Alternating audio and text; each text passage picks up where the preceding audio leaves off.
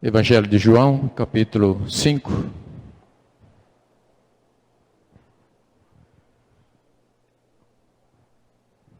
Não quero assustar os irmãos, mas a palavra que Deus me deu nesses dias é para umas 2 horas. Então penso que vamos sair daqui 10, 11, 20. Amém? Aleluia. Não se assuste. Deus fala rápido, fala depressa, mas fala demoradamente também. Mas aqui em João, capítulo 5, que fala de uma cura.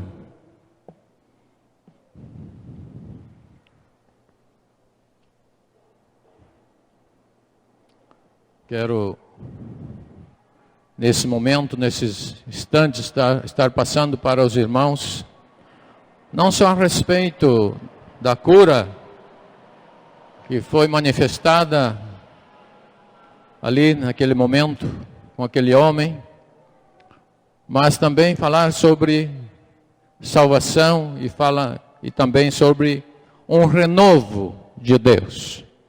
São 3 situações: cura, salvação e renovo andam tão juntos. Mas eu quero ler aqui até o verso 15 desse capítulo, que diz: passadas essas coisas, havia uma festa dos judeus, e Jesus subiu para Jerusalém.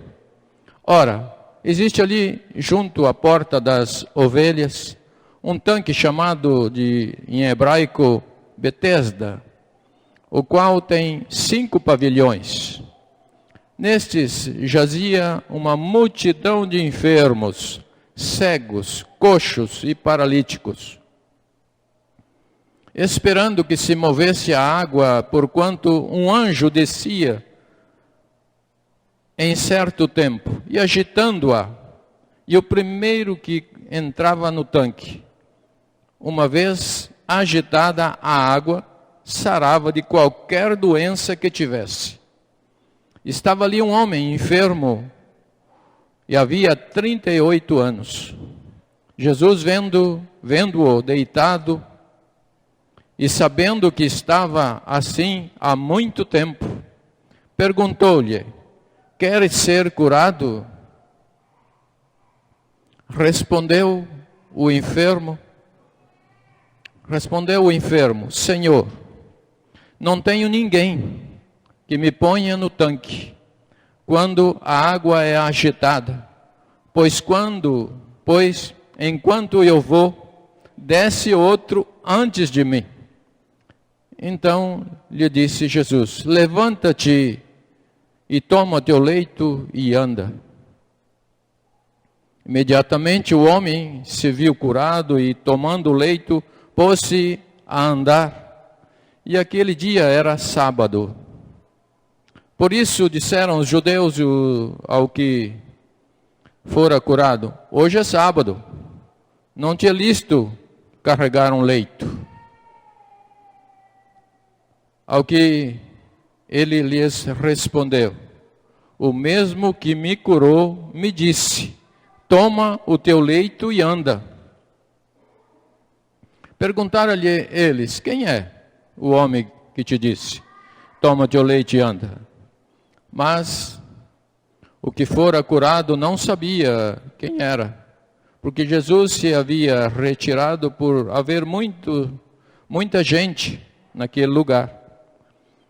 Mais tarde Jesus encontrou no templo e lhe disse: olha, que já estás curado, não peques mais, para que não te suceda coisa pior.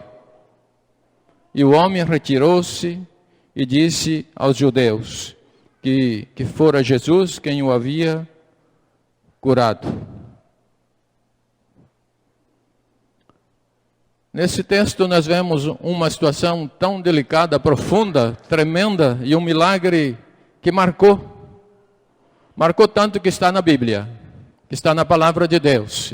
E Jesus usou também esse milagre para deixar registrado a cada um de nós o seu poder. A ênfase aqui não está na dificuldade do homem doente, nem na sua doença de 38 anos de enfermidade e buscando cura. E incessantemente buscando cura. Mas a ênfase aqui eu quero dar ao poder de Jesus Cristo, o Senhor, que cura o enfermo, que liberta o encarcerado, que perdoa pecados, que ama de forma sem precedente. A ênfase aqui é no poder de Jesus, porque ali tinha muitos doentes, como diz, e todos estavam na espera de cura, mas nem todos foram curados. Então, um homem doente há 38 anos, mas ele desejava ser curado. Tem doente que não deseja ser curado. Eu já presenciei essa conversa de alguém dizendo: eu quero morrer, não quero viver, desisti, eu já desisto. Mas esse homem queria ser curado. E Jesus fez a pergunta clássica: você quer ser curado? Queridos, um homem, 38 anos, enfermo, ali, envolto daquela lugar, Betesda, quer dizer lugar de derramamento, ou casa da graça, no hebraico, o Betesda, um lugar em que muitos eram curados. Mas quanto tempo esse homem ficou nesse lugar para ser curado? Foi a pergunta que eu fiz. E quantos dias ele ficou? Nós vemos ali no texto que foi no sábado que ele foi curado. Mas será que ele estava lá na segunda, na terça, na quarta, na quinta, na sexta? E no sábado foi curado? Será que ele começava no domingo, segunda, assim por diante? E até que hora que ele ficava ali? Que hora que ele ia para lá? Se ele ia às 6 da manhã e ia embora às 6 da tarde, será que das 6 da tarde até às 6 da manhã ele estava ali? Tantas perguntas que fazemos. Mas tudo isto são importantes, mas o que me marca, que me ensina, é a perseverança desse homem de querer ser curado. Ele queria, desejava, ele precisava ser curado. E ele buscou cura nesse lugar. Quando Jesus perguntou para esse homem: você quer ser curado? Ele falou: olha, eu estou aqui, mas a minha situação é paralisia, é invalidez. E quando eu penso em entrar na água, outro já entra na frente. E vai na frente e eu não consigo. E quando a água se move, outros pulam na frente. Pula o cego, pula o surdo, pula o coxo, pula todos na água, entram na água. Mas ninguém me ajuda. O texto diz aqui que ninguém o ajudava. Ele disse isto aqui no texto. Mas ninguém, verso 7. Respondeu-lhe o enfermo: o Senhor, não tenho ninguém que me ponha no tanque quando a água é agitada. Esse homem precisava de ajuda, além de cura. Alguém que cooperasse com Deus. E quando não houve ninguém para cooperar com esse homem, Jesus manifestou sua glória e poder curando a enfermidade desse homem. É assim que Deus faz. Quando eu não faço, Deus faz. A glória dele ele não divide comigo, nem com você, com nenhum de nós. Quando eu não faço, ele faz. Ele usa um meio. Ele tem um jeito de fazer diferente do meu. E assim também, como Deus conserta a minha vida, também Ele me abençoa. Mas assim Ele pode fazer com você. Ele te conserta, te abençoa, te salva e te cura também. Jesus disse àquele homem: levanta-te, toma o teu leito e anda. Verso 8. Levanta-te, toma o teu leito. Deus não quer ver ninguém doente. Vou agora para o lado espiritual, andando nesse caminho. Ninguém doente espiritualmente e ninguém deitado, acomodado. Diz, levanta-te e anda. E diz que aqui, né, esse homem imediatamente se pôs a andar. Ação. Ele ouviu, creu, estava ali para isso, né? E creu então a reação desse homem foi imediata. Se levantou e pôs-se a andar. E Jesus alertou, advertiu esse homem e disse, no verso 14, que diz aqui, depois que encontrou com ele outra vez, mais tarde Jesus encontrou no templo e lhe disse, olha, que já estás curado, não peques mais para que não te suceda coisa pior. Isso me chamou a atenção. A paralisia,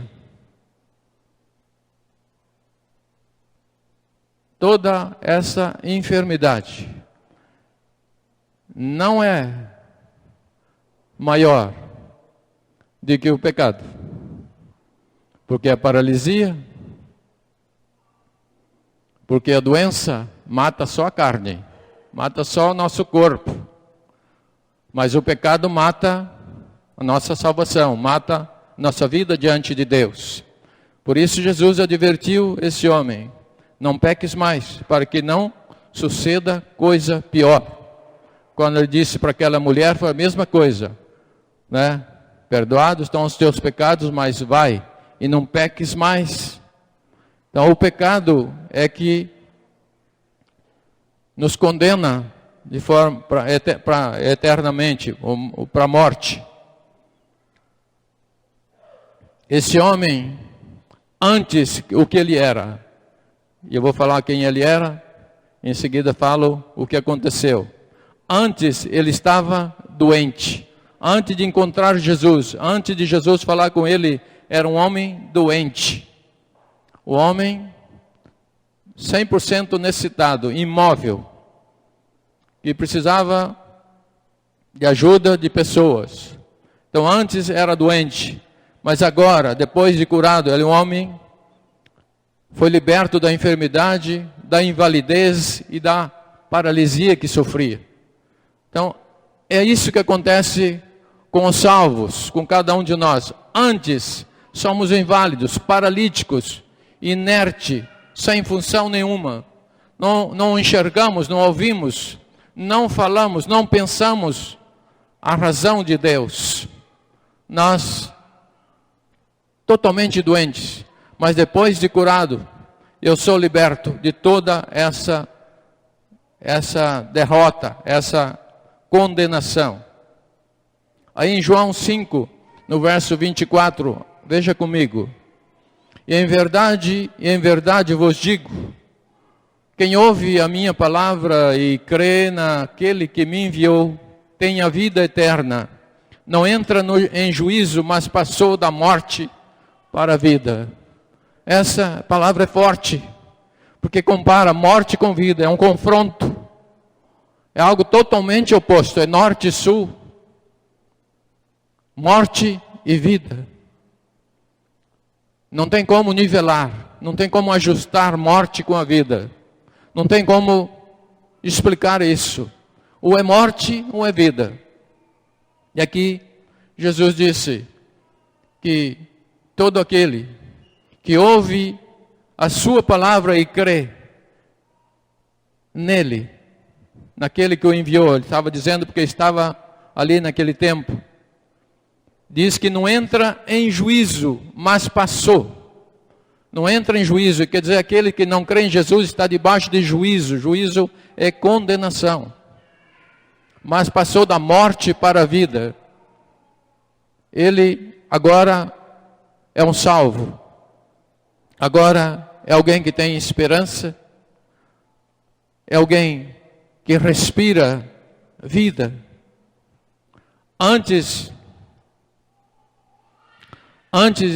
estávamos, o nosso caso, aqui eu estou andando um pouco depressa.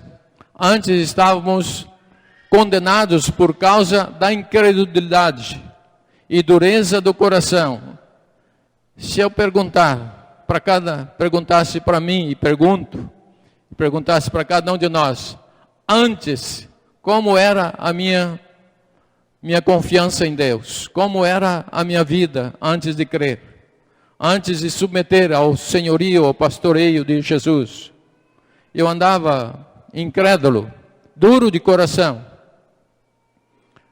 Mas agora, eu posso glorificar a Deus, porque pela fé em Cristo Jesus, eu sou um salvo. Romanos 5:1. Somos salvos pela fé. Quando cremos, nós somos salvos. Deus fala conosco. Antes estávamos mortos para Deus. Quero ler com você Efésios capítulo 1. Capítulo 2, verso 1. Vê o estado que que nós estávamos antes de crer em Jesus. Capítulo 2, verso 1. Esse era o estado. Estávamos mortos para Deus. Aqui diz, Ele vos vivificou, estando vós mortos nos vossos delitos e pecados, nos quais andastes outrora, segundo o curso deste mundo, segundo o príncipe da potestade do ar, do espírito que agora atua nos filhos da desobediência. Graças a Deus, que agora não somos mais filhos da desobediência, mas somos filhos de um Deus em obediência. Entre os quais também todos nós andávamos outrora, segundo as inclinações da nossa carne, fazendo a vontade da carne e dos pensamentos, e éramos por natureza filhos da ira, como também os demais.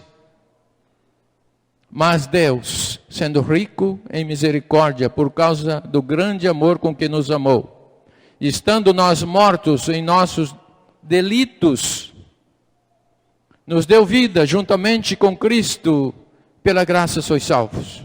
E juntamente com Ele nos ressuscitou e nos fez assentar em lugares celestiais em Cristo Jesus. Esse é o Deus do milagre.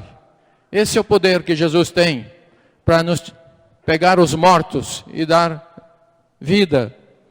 Tem algum texto que nós lemos na palavra que às vezes ficamos com dúvida. Deus está falando para aqueles que já morreram, estão sepultados, ou está falando para os vivos que estão mortos? Né? E nós ficamos às vezes nessa dúvida. Até vamos ler um versículo, talvez aqui mais à frente. Estávamos debaixo da ira de Deus, agora cremos no Filho de Deus, temos vida. Não estamos mais debaixo da ira, do juízo, da condenação. Né? Aleluia por isso, né? Glória ao Senhor por isso. Aí em João 3:36, deixa eu ver aqui, conferir com os irmãos.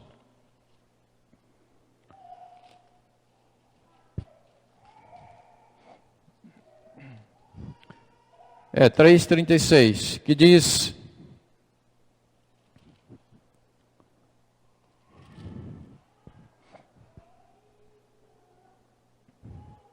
por isso, quem crê no Filho tem a vida eterna. O que todavia se mantém rebelde contra o Filho não verá a vida, mas sobre ele permanece a ira de Deus. Querido, por isso que eu falei que quando se fala de vida e de morte, o assunto é pesado, é forte, é para impactar mesmo, porque nós às vezes precisamos, né, de de palavras fortes para acordarmos.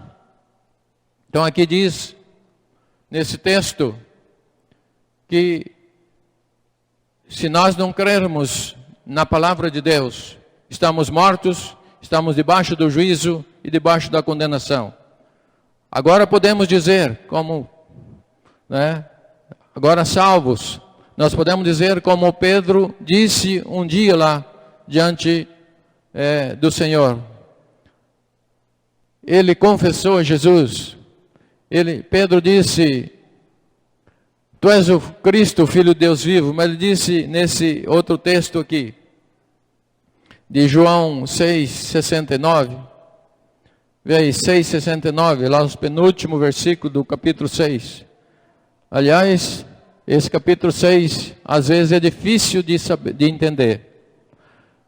Ou difícil de aceitar, porque nós vemos lendo o testemunho e vemos os relatos que muitos escandalizavam e os próprios discípulos deixaram a Jesus quando ele começou a falar da sua carne e do seu sangue. Mas eu quero ver só esse versículo 69. Nós temos crido e conhecido que tu és o Santo de Deus. Aqui, 6. Capítulo 6, né?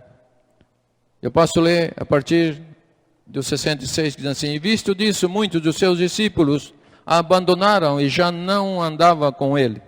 Então perguntou Jesus aos 12, porventura quereis também vós retirar-vos? Respondeu-lhe Simão Pedro, Senhor, para quem iremos? Tu tens palavras de vida eterna. E nós temos crido e conhecido que tu és o Cristo, que tu és o Santo de Deus. Que convicção, que bênção, que salvação foi manifestada na vida desse homem chamado Pedro.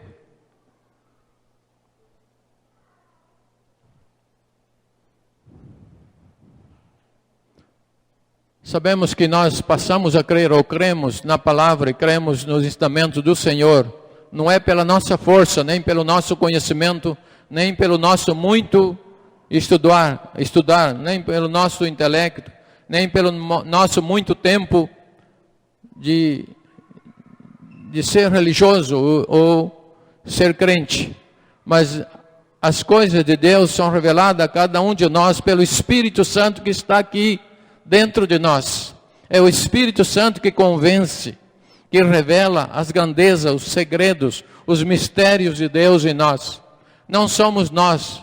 Não tem livro que nos instrua para que a nossa fé seja aumentada, para que a gente creia. Mas é o Espírito Santo que está aqui trabalhando constantemente, convencendo o coração duro às vezes, a mente complicada, coração, cheio de vontades deste mundo, e o Espírito Santo em luta em nosso favor. O texto de João 7:38 diz assim: quem crer em mim, como diz as Escrituras, do seu interior fluirão rios de água viva. Sobre fé, Jesus estava falando de alguém que precisava crer.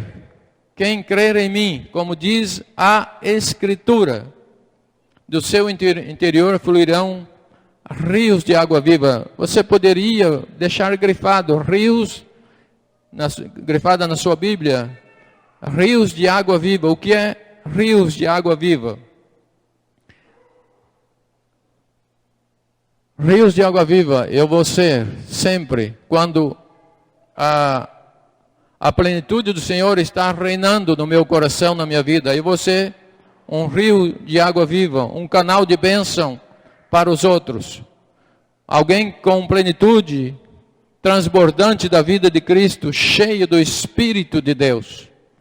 Aí nesse texto de 7:39 de João, que diz sobre esse rio, Jesus não estava falando de água desta terra. Estava falando do Espírito de Deus.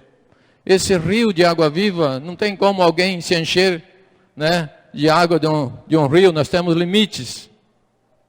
Nosso corpo tem limite. Mas aqui Jesus estava falando sobre o Espírito que havia de vir, como está no verso 39 de João 7. Isto ele disse com respeito ao Espírito que havia de receber o que nele crescem. Pois o Espírito até aquele momento não fora dado, porque Jesus não havia ainda sido glorificado. Rios de água vivas é andar no Espírito, alimentar do Espírito, exercitar-se no Espírito, na oração, na leitura, na consagração e por aí afora. Vidas comunicando vida.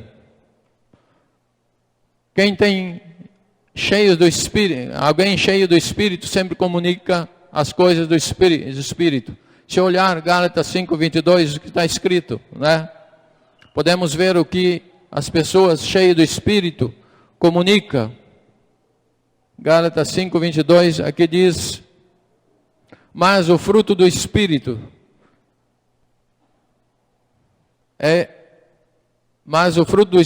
é amor, alegria, paz, longanimidade, benignidade, bondade, fidelidade. Verso 23, mansidão, domínio próprio. Contra essas coisas não há lei. Cheios, rios cheios de água viva, cheio do Espírito. A comunicação dele mudou, agora é outra comunicação. Ele não fala nada que fere, ele não fala nada jogando verde, ele não fala nada por indireta, ele é claro, objetivo, sincero. Ele quer ajudar alguém, quer esclarecer alguém, quer tirar alguém da dúvida, ou a dúvida de alguém. Ele é um rio, é um Espírito de Deus manifestando para abençoar outros. Quero ler com vocês ainda Gálatas, capítulo 5, verso 16. Sobre cura, sobre salvação, sobre o plano de Deus sobre a nossa vida. A diferença de alguém cheio do Espírito e alguém que não está no Espírito. Mas aqui o verso 16 diz, em Gálatas: digo, porém, andai no Espírito e jamais satisfareis a concupiscência da carne. Porque a carne milita contra o Espírito e o Espírito contra a carne. Porque são opostos entre si, para que não façais o que porventura seja do vosso querer. Mas se sois guiados pelo Espírito, não estáis sob a lei. Ora, as obras da carne são conhecidas. E aí tem a lista, né? Podemos ler. Prostituição, impureza, lascívia, idolatria, feitiçarias, inimizades, porfias, ciúmes, iras, discórdias, dissensões e facções, invejas, bebedices, glutonarias, coisas semelhantes a estas, a respeito das quais vos declaro, como já outrora vos preveni, que não herdarão o reino de Deus os que tais coisas praticam. Mas o fruto do Espírito que nós acabamos de ler, o amor, a alegria, a paz, e assim por diante. E o verso 24 diz assim: os que são de Cristo Jesus crucificaram a carne com as suas paixões e concupiscências. Se vivemos no Espírito, andemos também no Espírito. Não nos deixemos possuir de vanglória, provocando uns aos outros, tendo invejas uns dos outros. Ou estamos sadios, ou estamos doentes. Ou somos salvos, estamos perdidos. Estamos debaixo da mão do Senhor, ou estamos debaixo do juízo. É dois caminhos totalmente opostos. Ou nós andamos na graça, debaixo da graça e misericórdia, e totalmente inundado pelas águas desse rio que flui do trono de Deus, o qual esse rio é exemplificado Jesus, o Filho. É este que nós queremos agradar, exaltar.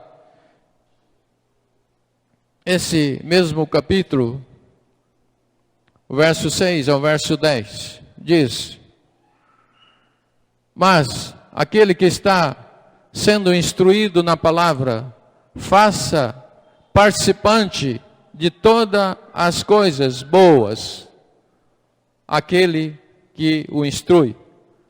Não vos enganeis, de Deus não se zomba, pois aquilo que o homem semear, isso também ceifará.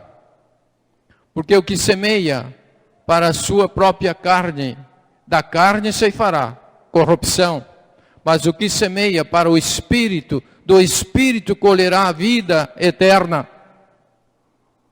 E não vos cansemos de fazer o bem, porque a seu tempo ceifaremos, se não desfalecermos.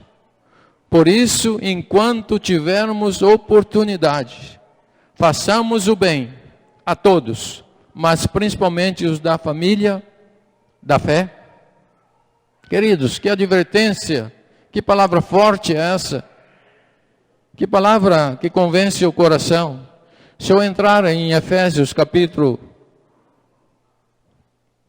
5, a partir do verso 1, eu vou ver tanta instrução, que quando eu acabar de ler, eu me converto. Eu me entrego ao controle do Senhor e caio de joelho pedindo: Senhor, cuida de mim, me ajude.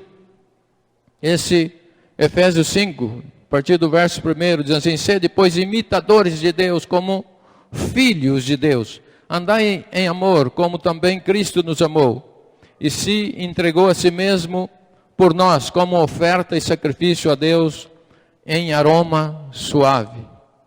E depois ele tem uma lista, de situações aqui.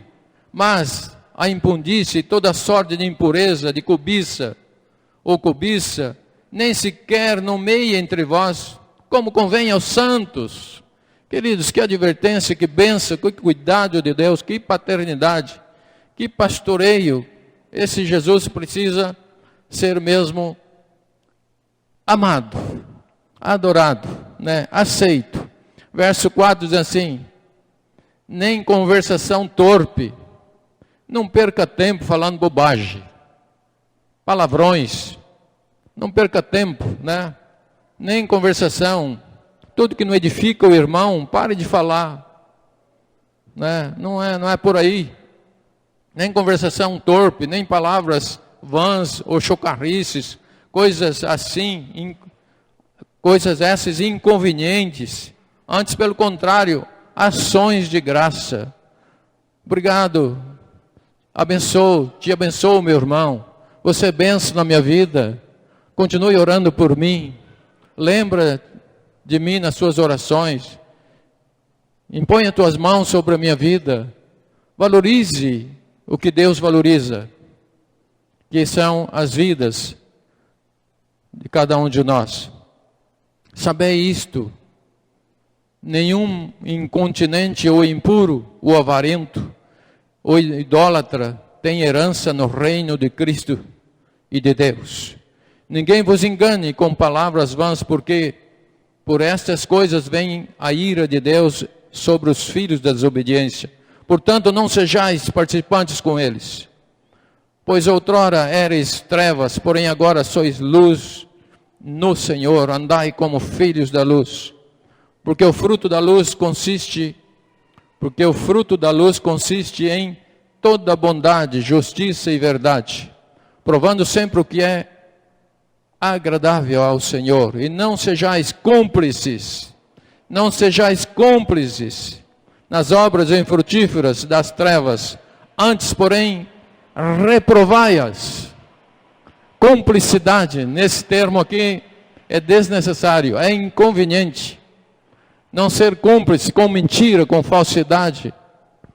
Não ser cúmplice com os maldizentes.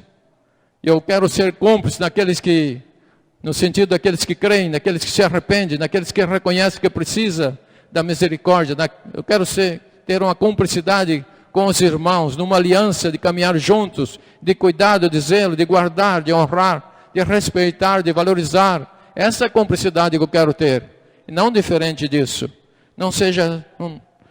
Então não sejais cúmplices com conversas, com lugares, com meios que nós podemos andar e conversar neste mundo, alimentando a carne. Porque o que eles fazem em oculto, o só referir é vergonha, o só falar é vergonha que o mundo faz. Quanto mais fazer, né? Mas todas as coisas, quando reprovadas pela luz, se tornam manifestas. Porque tudo se manifesta é luz. Tudo que se manifesta é luz. Pelo que diz, desperta tu que dormes. Levanta-te entre os mortos e Cristo te iluminará. Portanto, vede prudentemente como andais, não como nécios, e sim como sábios, remindo o tempo, porque os dias são maus. Por esta razão, não vos torneis insensatos, mas procurai compreender qual a vontade do Senhor. E não vos embriagueis com o vinho, no qual há dissolução, mas enchei-vos do Espírito. Essa é a palavra, queridos. O vinho traz problema para todos nós. Se não traz, e não traz só para aquele que toma, mas traz para toda a família. Mata a felicidade de uma família. Mata a alegria dos filhos. Temos que ter todo esse cuidado. Aqui diz, falando entre vós, olha o linguajar dos salvos, dos santos, dos curados, dos sadios, dos cheios do Espírito aqui. Falando entre vós com salmos, entoando e louvando de coração ao Senhor, com hinos e cânticos espirituais. Cadê os cânticos nos lugares? Dos comentários profanos. Cadê os louvores que exalta o Deus e te coloca diante do altar? Cadê a alegria nesse sentido? Como a palavra é bênção para a nossa vida. Dando sempre graças por tudo ao nosso Deus e Pai, em nome do nosso Senhor Jesus Cristo, sujeitando-vos uns aos outros no temor do Senhor. Queridos, que texto! Eu preciso pegar palavra a palavra, frase a frase desses textos e grifar meus recursos que eu tenho, seja eletrônico, seja na Bíblia, grifá-los e cada dia olhar novamente. Cada dia olhar. Todos os salvos que estão satisfeitos com o Senhor Jesus se tornam canal de bênção, rios de água viva para os outros. Que estão satisfeitos. Tem alguém que anda insatisfeitos, né?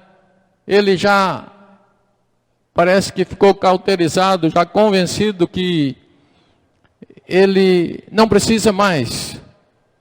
Ele já é maduro, já é idôneo o suficiente, não precisa mais de socorro, não precisa mais da água dos rios de água viva. Então ele deixa de ser canal de bênção. Lembro os irmãos que nem todos, quando Jesus começou a falar, criam, acreditavam nele. Aí em João 7, do verso 37 ao 41. Mas no verso 37 de João 7, Jesus disse, abre sua Bíblia outra vez ali, João 7, 37, aquele que tem sede. Eu quero ser sedento toda a minha vida. Quero ser um sedento insaciável nesse sentido aqui de beber do Senhor. E no verso 37 de João 7, diz, se alguém tem sede. E no último dia, da grande dia da festa, levantou Jesus e exclamou, se alguém tem sede, venha a mim e beba. Às vezes nós procuramos tantas fontes Tantas fontes que o mundo oferece, ou nós criamos, ou nós buscamos na ciência, buscamos no intelectualismo, nos estudos, assim por diante. Mas Jesus diz: quem tem sede, vem a mim. Eu tenho que ir a Ele, não a outro lugar. Ele é a fonte de rios, de águas vivas.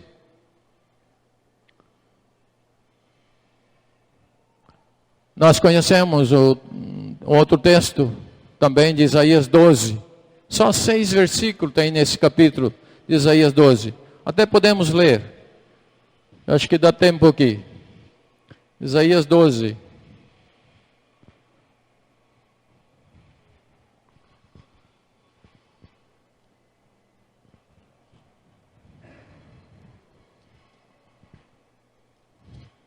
Isaías 12, 6 versículos que tem. Orarás naquele dia, né?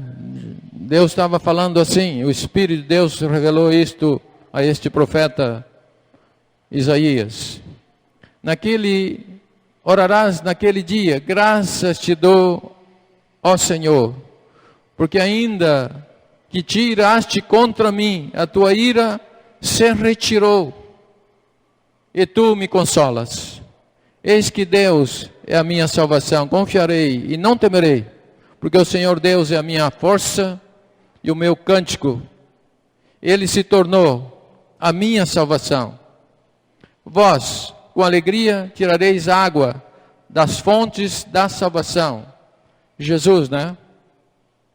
Direi naquele dia: dai graças ao Senhor, invocai o seu nome, tornai manifesta os teus feitos entre os povos, celebrai, que é excelso o seu nome. Cantai louvores ao Senhor, porque fez coisas grandiosas. Saiba-se isto toda a terra. Exulta e jubila, ó habitantes de Sião, porque grande é o Santo de Israel no meio de ti. Queridos, essa palavra é puro Espírito, é água viva, fluindo de nós, é um encher, um transbordar, é uma esperança viva que diz, tem cântico que nós conhecemos desse capítulo, né? Tem outros cânticos também desse capítulo, mas eu quero tirar a água da fonte da salvação. A única fonte de salvação é Jesus. Eu sou, ele disse, eu sou. Vários lugares da Bíblia, eu sou o pão, eu sou a água, eu sou o caminho, eu sou a verdade, eu sou a vida. Capítulo 55 desse mesmo livro, capítulo 55, diz aqui, vou ler alguns versículos nesse capítulo 55 de Isaías. Primeiro, diz: todos vós que tendes sede, vinde às águas, e vós que não tendes dinheiro, vinde e comprai e comei. Sim, vinde, comprai sem dinheiro e sem preço, vinho e leite. Para que serve o vinho? Para que serve o leite? O leite é alimento, o vinho é alegria, tem uma ligação com o Espírito, a alegria do Espírito. Todo alimento que precisamos está em Deus. O alimento, o maná de Deus, o suprir de nossa fé e a alegria do nosso Espírito está tudo em Deus. No verso 3, inclinai os ouvidos e vinde a mim e ouvi, e a vossa alma viverá. Inclina os ouvidos e ouça o que Deus fala. Verso 6. Buscai o Senhor enquanto se pode achar. Invocai-o enquanto Ele está perto. Verso 12. Saireis com alegria e em paz sereis guiados. Outro cântico nós conhecemos. Saireis com alegria e em paz sereis guiados. Na presença de Deus, cheio do Espírito. Então, nós estamos nessa terra, temos necessidades, Precisamos de crer. Se não quisermos estar debaixo da ira e do juízo de Deus. Vou dar alguns exemplos de pessoas que tinham necessidade aqui. Preste bem atenção. Eu vou falar os textos, mas não precisa abrir agora. Um dos necessitados foi o texto que nós lemos em João 5, verso 7, diz assim: o paralítico pediu cura. Outro texto de Marcos 1,40, o leproso pediu purificação. Era leproso, cheio de lepra, cheio de ferida, minava sangue, minava água, e enchia de mosquito, e assim por diante. Leproso, cheio de feridas abertas, que alguém passava de lado, porque, aliás, os leprosos ficavam isolados, nem comunicavam com os que não eram leprosos. O cego pediu para ver, Marcos 10, 51. Ele queria ver. Estou falando de necessidades. A mulher cananeia clamou por ajuda, porque a sua filha estava endemoniada. Mateus 12, 22. Pedro gritou salvação. Mateus 14, 30. Ele estava afundando no rio, Pedro, e pediu salvação. Senhor, salva-nos. Foi esse o grito de Pedro. Davi pediu. Eu vou falar algumas coisas que Davi pediu. Davi é um homem segundo o coração de Deus. E ele pediu algumas coisas que eu vou ler aqui para você. No capítulo 51, conhecido. Uma das coisas que Davi pediu foi perdão. E é isso que temos que ter coragem de pedir, é perdão. Não devemos ser covardes nisso. Pedir perdão. Davi disse: compadece-te de mim, porque eu pequei contra ti, Senhor. Compadece, tenha misericórdia de mim. E diz ainda: apaga as minhas transgressões. Apaga as minhas, não a do irmão, não da irmã, não do irmão que nem, né? E outra comunidade, outra igreja. Apaga a minha. Apaga onde eu errei, Senhor. Anula isso. Passa ali mais uma vez a sua mão poderosa de perdão. Por que Davi tinha coragem para pedir perdão, queridos? É isso que às vezes falta em nós, em mim. É saber a grande misericórdia de Deus. Porque nós não conhecemos o amor de Deus, então ficamos tímidos ou medrosos ou acovardamos para pedir perdão. Porque será que Ele vai perdoar? Será? Queridos, todos, até hoje, que eu sei, que pediram perdão, o testemunho deles que eles foram perdoados e deixaram de estar debaixo do juízo e da condenação. Davi conhecia a misericórdia de Deus, por isso pediu perdão, sem medo, sem se preocupar com os outros, e fez cheio de fé e confiança no Senhor. Por isso que às vezes nós fugimos de acertar situações. Deixa para lá, tem um tapete aqui. Deixa no tapete. Nós não sabemos, não conhecemos o amor de Deus quando nós agimos assim.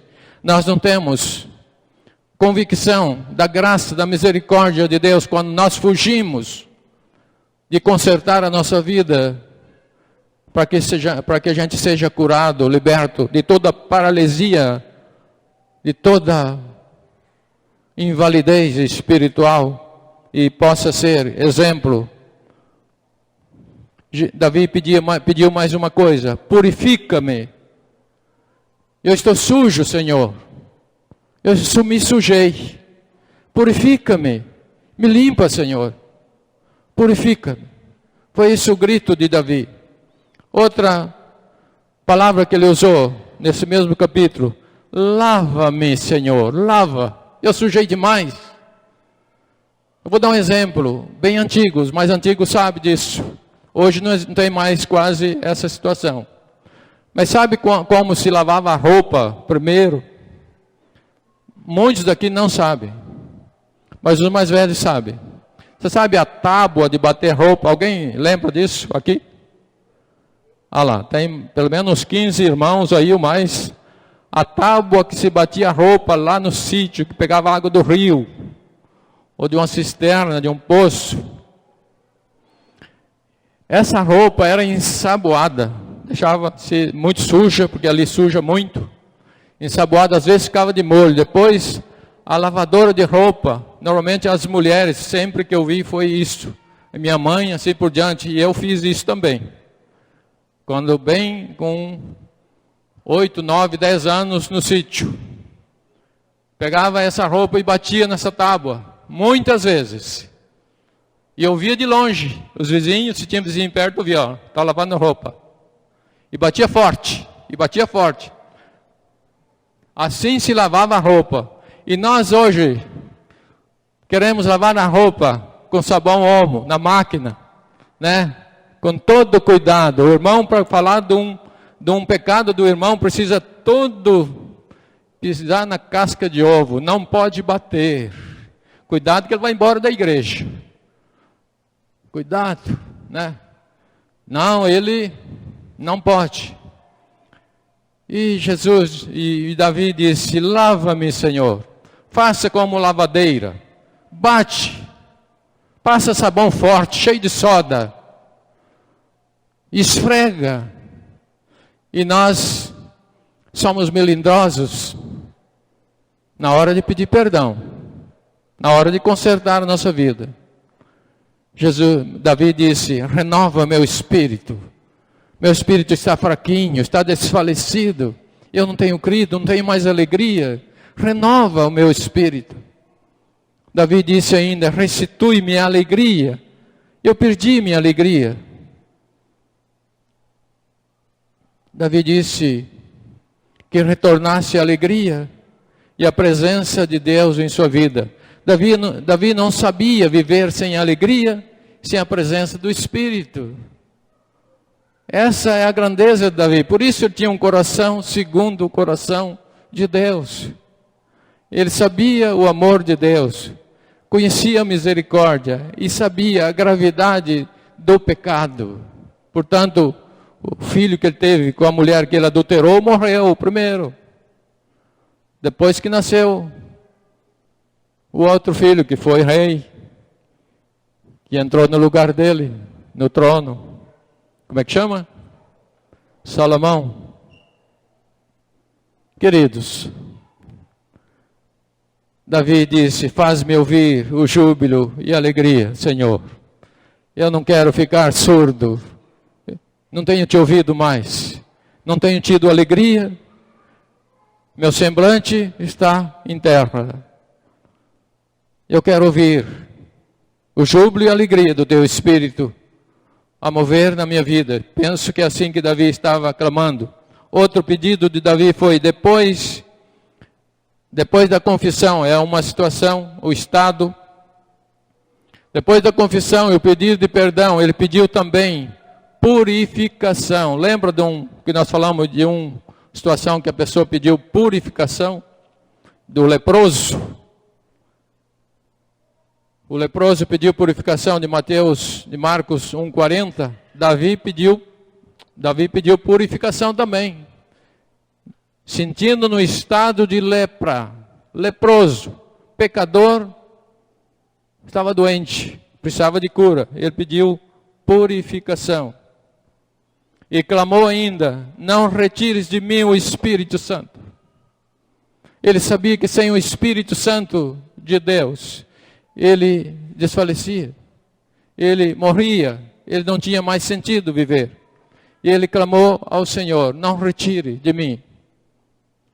E nós dizemos hoje que o Espírito Santo não vai embora quando nós pecamos, mas ele silencia, ele não age mais. E Davi sabia muito bem disso. Ele disse: não retire de mim, no sentido Eu não quero que o Espírito Santo esteja em silêncio na minha vida, mas que ele continue a interceder por mim.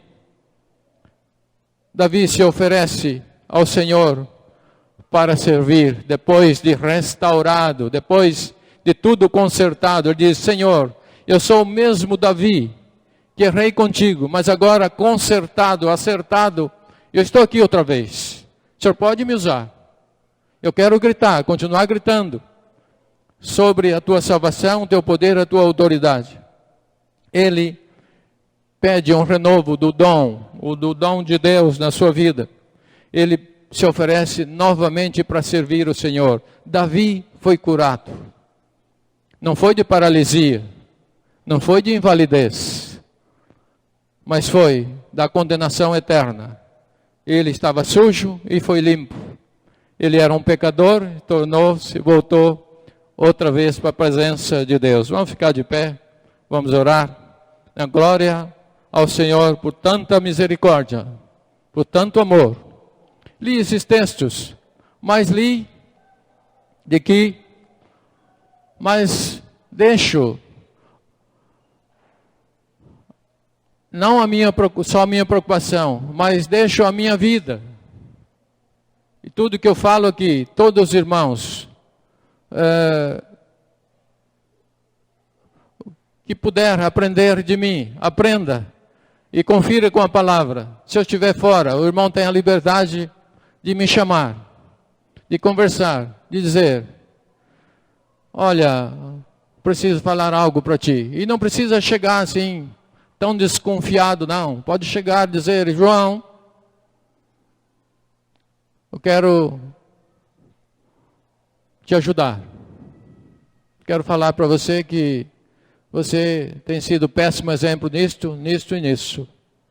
Seu caráter não condiz com aquilo que você fala. E a sua família também. Deixo aqui com toda a liberdade no Espírito. Por quê? Eu sei que os irmãos me amam. Eu sei que os irmãos foram salvos, resgatados. São homens e mulheres de Deus que sabe da misericórdia de Deus e sabe qual o valor da ira de Deus. Então, nesse cuidado dos irmãos, eu me sujeito, nessa graça e misericórdia de Deus. Obrigado, Deus, pela tua palavra. Quero te agradecer de todo o meu coração. Todo esse tempo que o Senhor mostrou a tua palavra, eu quero te louvar, te agradecer. Eu quero que meus ouvidos estejam sempre prontos para te ouvir, meus olhos para te ver e meus lábios para proclamar que tu és único, o Senhor dos senhores, aquele que perdoa pecados, aquele que cura o enfermo, aquele que salva o pecador, aquele que resgata a dignidade da santidade e da honra.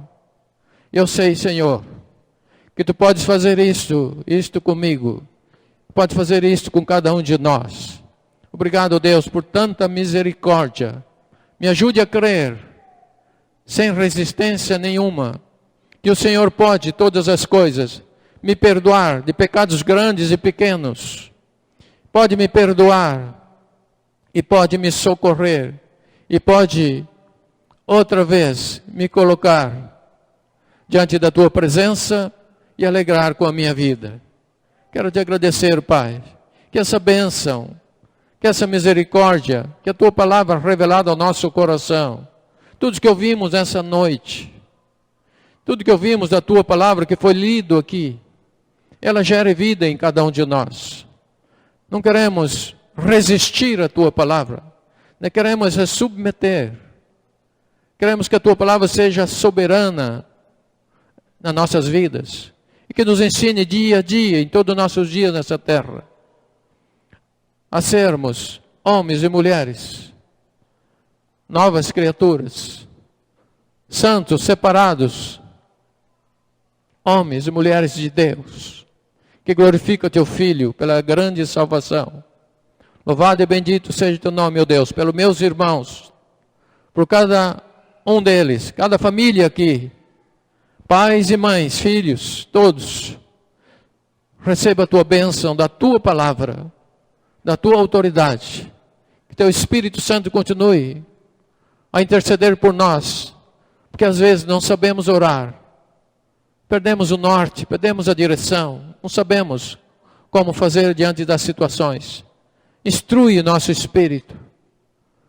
Nos dê sabedoria do alto, para que a nossa vida glorifique o teu nome mais e mais. Em nome de Jesus, Pai. Graça e bondade. Te louvamos, te adoramos. Enche o nosso coração de salmos, de cânticos, de louvores, de glória ao teu nome, de ações de graças, de palavras de vida eterna, em favor uns dos outros, guardadores, exercendo uma paternidade de cuidado, de zelo, de proteção, de intercessão. Nada fora disso, Senhor. Em nome de Jesus, Pai. Amém. Amém.